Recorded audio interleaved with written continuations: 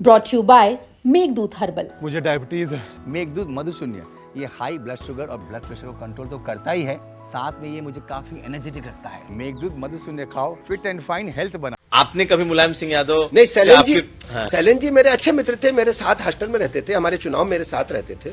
सैलन जी अब हमारे बीच में नहीं है, लेकिन उनके परिजन हमें मिलते हैं। मुलायम सिंह ने आपको कभी कोई ऑफर नहीं किया कि आओ मेरे साथ जुड़ो? क्योंकि नहीं, ऐसे कभी कोई बात नहीं। तो आपके भी यूनिवर्सिटी डेज जो हैं वो बड़े संघर्ष वाले रहे और आपने पूरे दिन देखे। लेकिन एक चीज यूनिवर्सिटी के बारे में कहा जाता है कि जो भी यूनिवर्सिटी का नेता उस वक्त हुआ वो बाद में या तो समाजवादी पार्टी के साथ आ गया, मुलायम सिंह के साथ आ गया। मुलायम सिंह मदद भी करते थे, आप देखें जितने यूनिवर्सिटी के अध्यक्ष हुए सब सपा के हुए।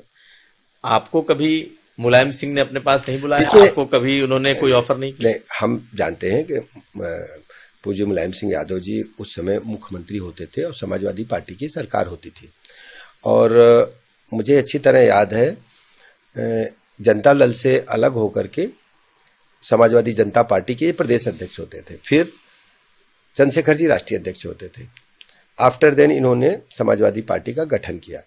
लेकिन लखनऊ यूनिवर्सिटी में लोहिया वानी का गठन पहले से था। वो जो समाजवादी पार्टी से उनका ताल्लुक नहीं था। वो जो सैलन सिंह जी थे चलाते थे, मेरे मित्र थे, बटलर हॉस्टल में रहते थे।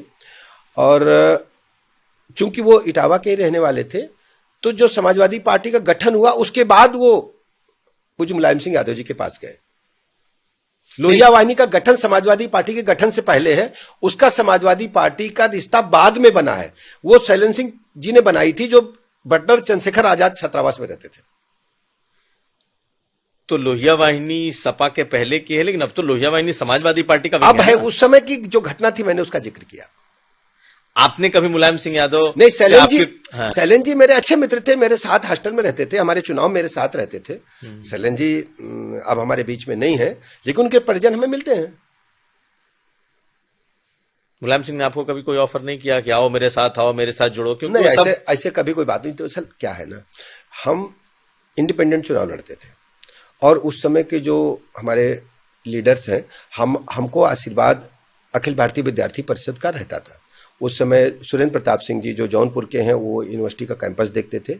और हमारे राम गोपाल अवस्थी जी थे, वो भी यूनिवर्सिटी कैंपस देखते थे। आप इन लोगों से पूछेंगे तो एबीवीपी ने हमें समर्थन दिया था और हम निर्दलीय चुनाव लड़े थे। और उस समय पार्टियां सक्रियता से चुनाव में भागीदारी नहीं करती थी, केवल आशीर्वाद समर्थन ही जारी होता था। और हम लोग बहुत लंबे मार्जिन से चुनाव जीते थे। और छात्र संघ अध्यक्ष में भी मैं रनर अप नहीं था, मैं थर्ड पे आया था। और रनर उस समय राकेश सिंह राणा थे, जो रनर ही रह गए थे। बाद में वो समाजवादी पार्टी के सदस्य विधान परिषद हुए।